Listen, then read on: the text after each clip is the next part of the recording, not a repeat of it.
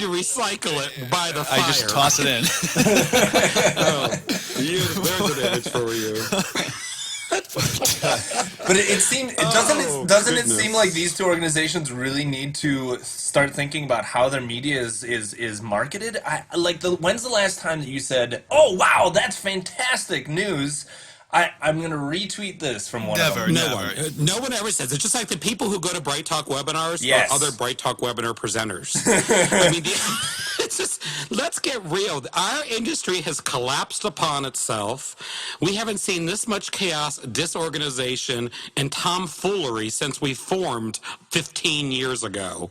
Kids, the party's over, the lights are off, even the drunk people have sobered up, and you're still not laid. Find another job. There is no single source for this space, and there hasn't been. It's one of the reasons why when we first started talking about doing this podcast, I was excited to participate in it because I was frustrated as a practitioner, trying to find good source of information, and for a person who was consistently in a role of having to evaluate the new tools that were coming on the market, I could never find one clear set of information.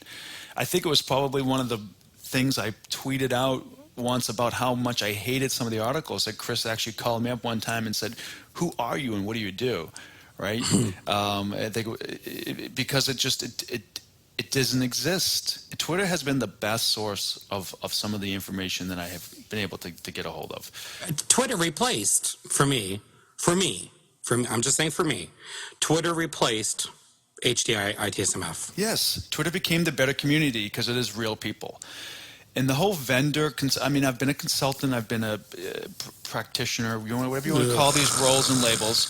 The reality is I don't ever want I don't want to hire a practitioner, a person who's just worked at a company. I'd rather hire somebody who has consulted because of the experiences they've been able to glean off of other companies.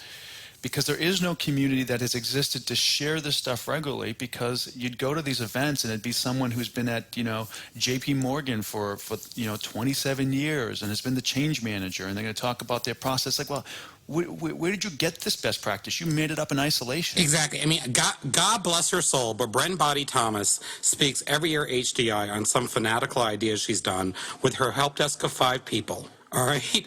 If I were to actually, if I were to say we're all sexual beings, as in service management, but we have these fetishes, vendor fetish, practitioner fetish, service or consulting. It's the consultant fetish that actually seems to